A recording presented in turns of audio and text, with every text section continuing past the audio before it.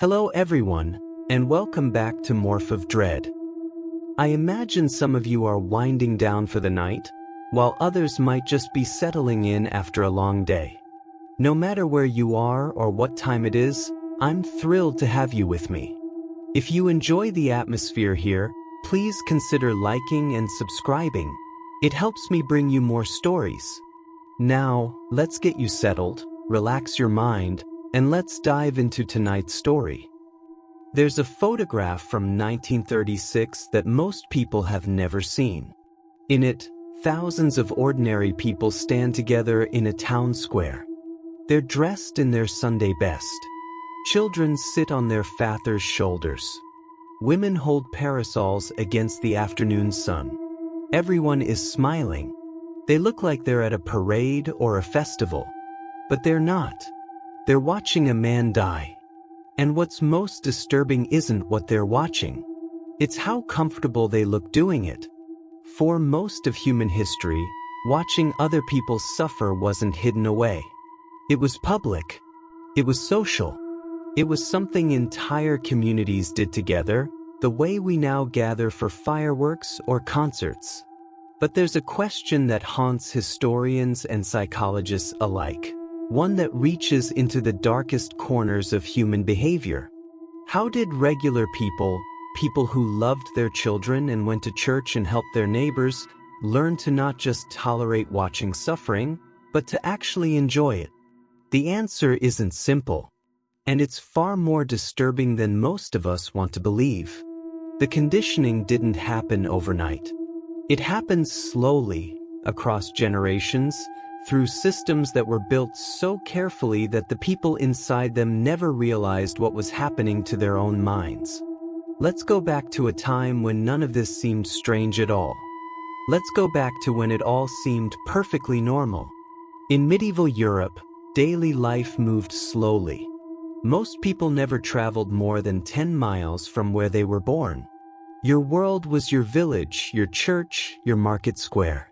Entertainment was rare and precious. There were no screens, no books for common people, no radio, no recordings of any kind. When something interesting happened, everyone came to see it. A traveling performer, a merchant with exotic goods, a wedding, a funeral. Anything that broke the monotony of daily labor was an event. The town square was the center of everything. It's where you heard the news, where you traded goods, where you met your neighbors and learned what was happening in the world. It was theater and television and social media all rolled into one physical space. And the authorities understood something important about that space. Whoever controlled what happened in the square controlled what people thought was normal. Public punishment wasn't invented to be cruel.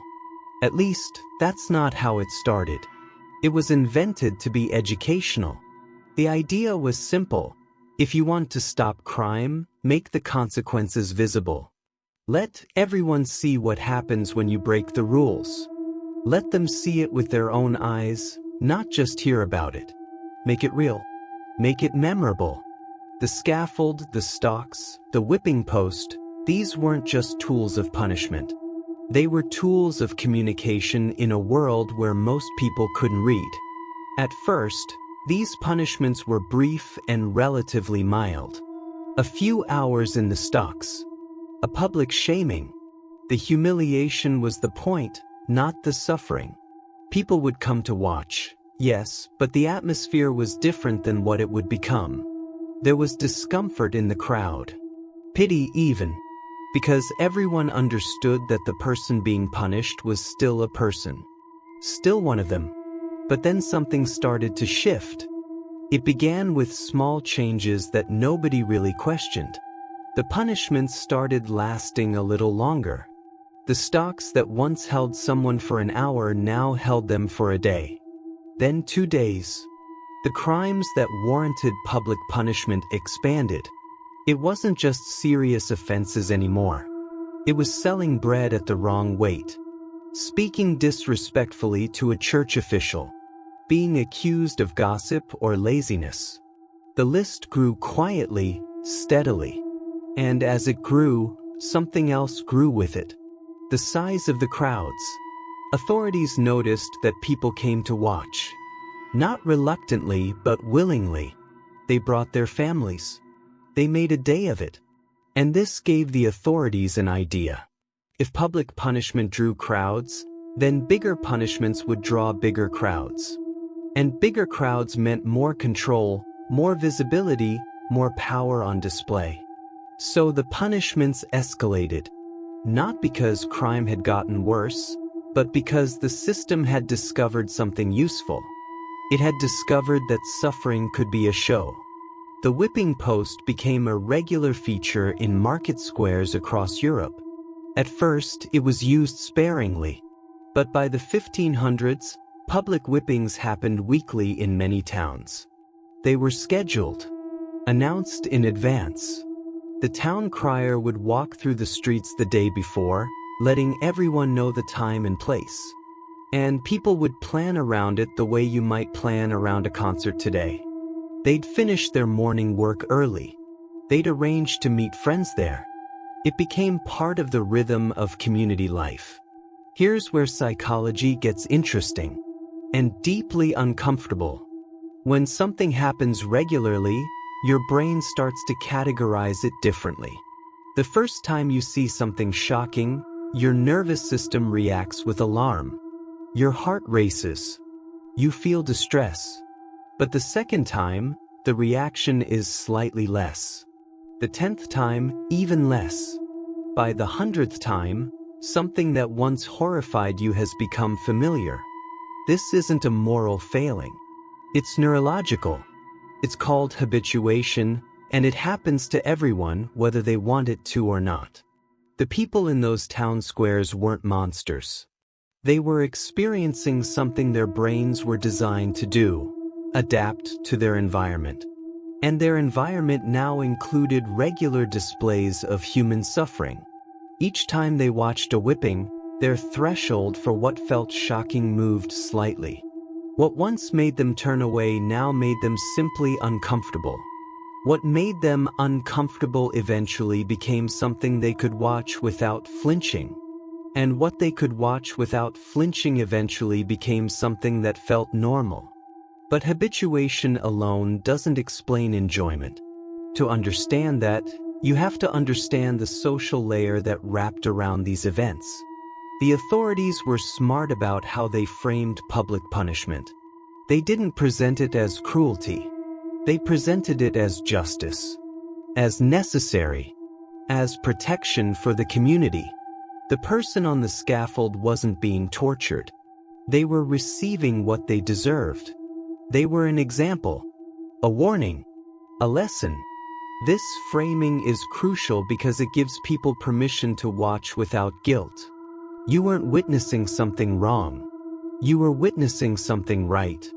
You were participating in the maintenance of social order. You were a good citizen for being there. And once that framing was in place, once people felt morally justified in watching, the social atmosphere could shift into something else entirely. Imagine you're in that crowd. It's a sunny afternoon. You see your neighbors there, people you respect. The baker, the blacksmith, the family from the farm next to yours. Everyone is calm. Some people are even chatting and laughing, not about the punishment, just about daily things, because this is also a social gathering. You see children playing at the edges of the crowd. You see vendors selling bread and ale. The atmosphere doesn't feel dark or wrong. It feels almost festive. Now the punishment begins. At first, you might feel that old discomfort, but you look around and nobody else seems disturbed. Nobody is leaving. Nobody is covering their children's eyes. And you don't want to seem weak or overly sensitive. You don't want to stand out. So you stay. You watch. And because everyone else seems fine, you tell yourself it must be fine. This is what psychologists call social proof. We determine what's appropriate by watching what others do. And in that square, what others do is watch calmly. So that's what you do too. But something else is happening beneath the surface. Something darker. There's a psychological phenomenon that researchers don't like to talk about because it reveals something uncomfortable about human nature. When we see someone being punished, especially if we're told they deserve it, a part of our brain experiences satisfaction. Not despite the suffering, but because of it.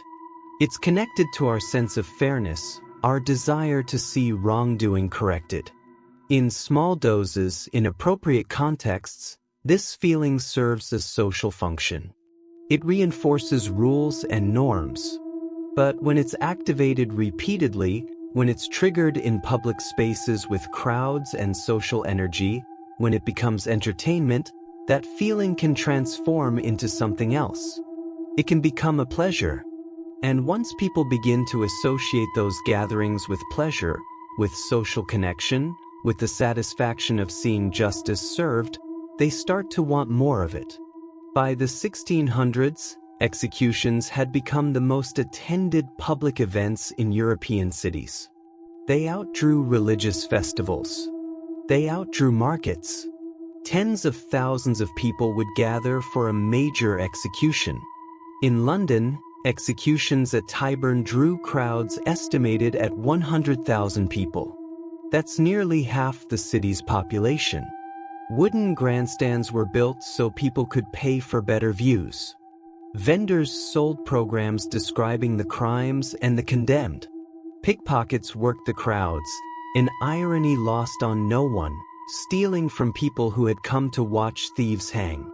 The condemned were transported through the streets in open carts so crowds could see them along the route. This journey could take hours. People lined the streets, shouting, throwing things, or sometimes offering prayers and sympathy. It depended on the crime and the person, but everyone came out to watch. This was the biggest show in town. This was the event you talked about for weeks afterward. And here's what's crucial to understand. For the people attending, this didn't feel wrong. It felt important. It felt like community participation, like civic duty mixed with entertainment. The distinction between the two had blurred so completely that nobody even thought to question it anymore. The system had trained them so gradually, so systematically, that they had no memory of thinking differently. Parents brought their children because their parents had brought them. It was tradition. It was culture. It was just what people did. But the architects of these systems, the authorities who designed and maintained them, understood exactly what they were doing. Public execution wasn't primarily about punishing the condemned. If it were, a private execution would accomplish the same goal with far less expense and trouble. No, public execution was about the crowd. It was about demonstrating power, about creating fear wrapped in entertainment, about conditioning entire populations to accept the state's authority over life and death. And the genius of it was that the people in the crowd believed they were there by choice, for their own entertainment, never realizing they were the actual targets of the exercise. Every time someone watched an execution and felt that mixture of fear and satisfaction, they were being trained. Trained to associate the state's violence with justice. Trained to see human suffering as acceptable when properly authorized. Trained to gather in crowds and participate in something that reinforced their own submission to power. This is psychological conditioning at a mass scale, operating across generations, hidden inside what appeared to be simple public entertainment. And it worked so well that the system spread and evolved and found new ways to make suffering even more watchable. The Romans had perfected this centuries earlier, of course. The gladiatorial games were the ultimate expression of suffering as entertainment, refined into an art form. But medieval and early modern Europe took the Roman model and added something the Romans never had. A moral framework that made it not just acceptable, but righteous. When you add religion to state violence, when you frame suffering as divine will, You give people an even deeper permission to enjoy it. Heretics being burned weren't just criminals. They were enemies of God. Watching them die wasn't cruelty. It was holy. It was spiritual warfare made visible. People brought their families to watch burnings the way they brought them to church because, in their minds, it was a similar kind of event. A public demonstration of faith. The Inquisition understood this psychology perfectly. They didn't just execute people. They created elaborate rituals around execution. The auto de fe, the act of faith, was a carefully choreographed spectacle that could last an entire day. There were processions, sermons, public confessions, religious pageantry. Then, finally, the burnings. The suffering wasn't a quick, hidden thing. It was drawn out, made central, wrapped in layers of meaning and ceremony that transformed it into something transcendent. And the crowds came. By the thousands. They came early to get good positions. They stayed all day. They sang hymns while people burned. Because the framing told them this was good. This was necessary. This was God's work visible on earth. When suffering is framed as righteousness, there's almost no limit to what people can be conditioned to accept. But public execution wasn't the only tool. There were others, subtler, more frequent, woven into daily life. The stocks and the pillory were everywhere in medieval towns. Unlike execution, which was occasional and required serious crimes, the stocks were for minor offenses. They were the everyday punishment, and this everydayness is what made them so effective at conditioning. Someone in the stocks was completely vulnerable. They couldn't protect themselves from the weather, from insects, from the crowd. And the crowd was encouraged to participate. Throwing rotten food was common. Spitting, verbal abuse, sometimes worse. The authorities allowed this, even encouraged it, because it served two purposes. It made the punishment more severe without requiring additional effort from the state. And it gave the crowd an active role. This is where the conditioning deepens in a particularly dark way. When you're passive, when you're just watching, there's still a psychological distance. You can tell yourself you're just an observer. But when you participate, when you throw something or shout something, you've crossed a line. You've become part of the punishment. You've invested yourself in it. And people defend their investments. Once you've participated, you're more likely to justify the punishment, to believe it was deserved, to come back and do it again. This is cognitive dissonance in action. It's psychologically uncomfortable to believe you've done something wrong. So instead, you adjust your beliefs to match your behavior. You tell yourself the person deserved it, that you were helping maintain order, that it was actually funny, actually entertaining. And each time you participate, this belief strengthens. Over months and years, a person could go from uncomfortable observer to active participant to someone who genuinely looked forward to these events, who laughed freely, who brought creativity to their cruelty, and still believed themselves to be a good person, a moral person, because everyone around them was doing the same thing. The system had turned ordinary people into instruments of punishment and convinced them it was entertainment. By the 1700s, executions in places like Paris and London had evolved into full-scale public festivals. Entrepreneurs built tiered seating that they rented out. The best views could cost as much as a week's wages for a common laborer. Wealthy families reserved spots days in advance. Street vendors created special foods associated with execution days. Ballads were written about famous criminals and sold as sheet music. Artists sold sketches and paintings of notable executions. An entire economy had grown around watching people die. Samuel Johnson, the famous writer, attended multiple executions in London, and wrote about the carnival atmosphere. He described well-dressed families eating picnic lunches while waiting for the hanging to begin. He described crowds singing and drinking. He described the moment the trapdoor opened and the condemned dropped, and how the crowd would cheer or groan depending on whether the person died quickly or slowly. A quick death was seen as disappointing. A slow strangulation, which could last several minutes, was better entertainment. Think about what that means. Think about the psychological journey required to get from natural human empathy to cheering because someone is dying slowly enough to make the show last longer. That journey didn't happen by accident. It was the result of systematic, multi-generational conditioning.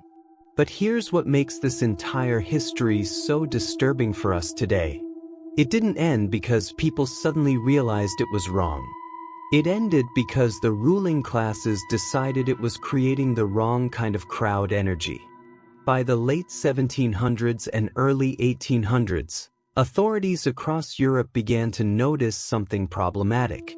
The crowds at public executions were getting too large, too energetic, too difficult to control. Sometimes the crowd's sympathy would shift to the condemned, especially if they were poor or seemed unfairly punished. Sometimes the crowds became riots. The same energy that had been channeled into supporting state authority could just as easily become rebellion. The authorities realized they had created a monster. They had conditioned people to gather in large crowds around violence, to feel powerful emotions collectively, to participate actively in dramatic public events. And now they couldn't fully control what those crowds might do. So public execution began to disappear. Not for moral reasons, for control reasons. France conducted its last public execution by guillotine in 1939.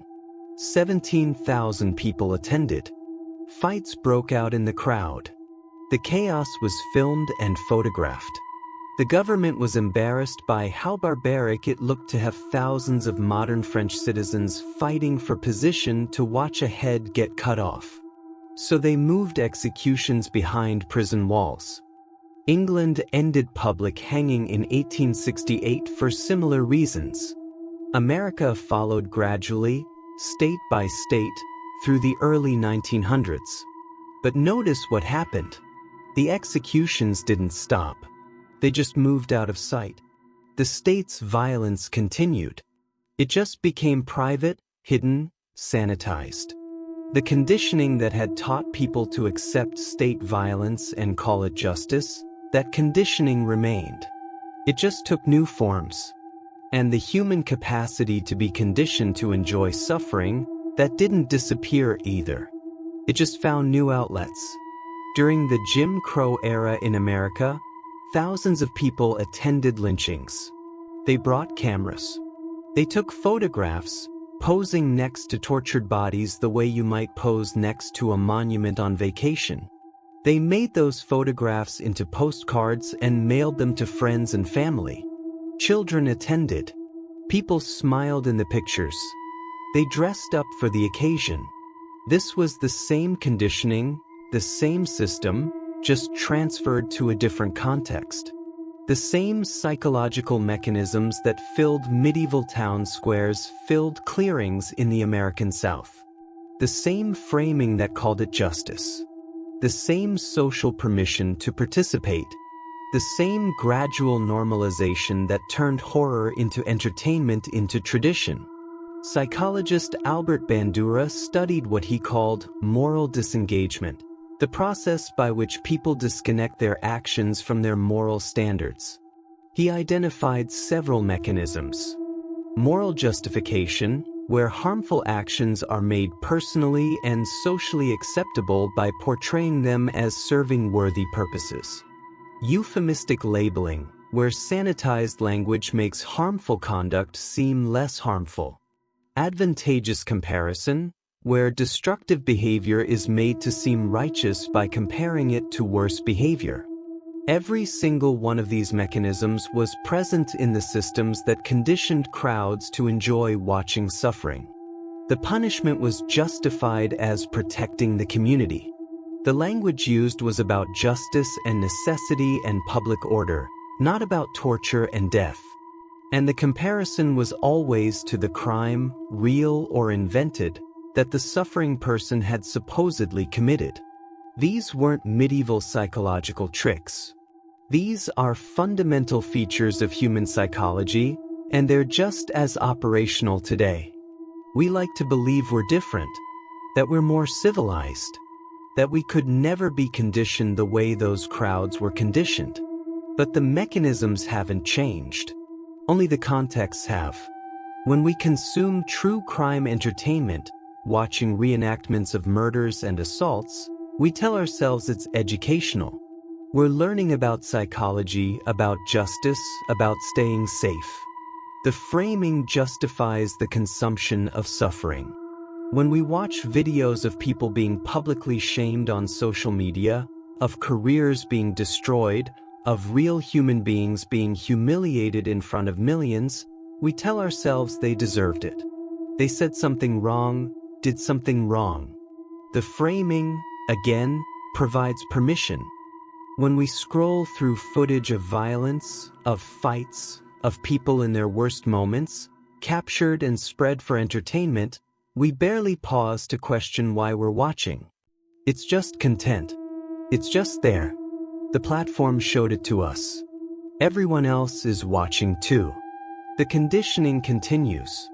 It's just been privatized, digitized, spread across screens instead of town squares. But the core mechanism is identical. We're gradually becoming accustomed to human suffering as entertainment. The framing tells us it's acceptable. The social proof of millions of other viewers tells us it's normal. And the platforms, the new authorities, profit from our engagement the way the old authorities profited from our compliance. The architecture has changed. Psychology hasn't. What those crowds in the town squares never understood was that they weren't just watching punishment. They were being trained. Trained to accept authorities' violence. Trained to find community in shared cruelty. Trained to disconnect their natural empathy through framing and repetition and social pressure. And the most disturbing part, the part that should genuinely frighten us, is how well it worked. How thoroughly ordinary people, people who were kind to their families and faithful in their communities, could be shaped into crowds that cheered at suffering. Not because they were evil, but because the system around them made it feel normal. Made it feel right. We want to believe that was then and this is now. That we've evolved beyond such conditioning. But we haven't. We've just built new systems, more sophisticated ones, that operate on the same fundamental principles. Gradual habituation, moral framing, social proof, economic incentive. The crowds haven't disappeared. They've just gone online. And the conditioning continues, quieter now, more distributed, harder to see. But just as effective. That photograph from 1936, the one with the smiling families watching a man die, wasn't taken in medieval Europe. It was filmed in America. In a modern city. The people in it were living in a world with cars and movies and radio and all the markers of civilization. And they looked perfectly comfortable. Because comfort with suffering isn't about the era you live in. It's about the systems you're raised inside. The messages you absorb. The behaviors that are modeled and normalized and rewarded around you. The question isn't whether people can be conditioned to enjoy watching suffering. History has answered that conclusively. The question is whether we can recognize when it's happening to us.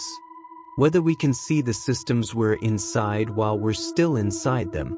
Most of those people in the town squares never asked themselves why they were there. Never questioned whether what felt normal was actually right. They trusted the framing they'd been given. They followed the crowd. We'd like to think we're different. that we'd be the ones who turned away, who questioned, who resisted. But the uncomfortable truth is that most of us wouldn't have been. Most of us would have been in the crowd, believing what we were told, feeling what we were conditioned to feel. Because that's what conditioning does. It makes the unacceptable feel acceptable. It makes the abnormal feel normal. And it does it so gradually, so thoroughly, that you never notice your own transformation. The crowds were never the problem. They were the product. The product of systems designed to shape human behavior, to channel human emotion, to turn our social nature and our desire for belonging into tools of control. Those systems didn't end. They just evolved. And somewhere, right now, new crowds are gathering, new forms of suffering are being packaged as entertainment, and new generations are learning what to feel comfortable watching. The conditioning continues. It always has. And until we learn to recognize it, to question the frames we're given and the crowds we join, it always will.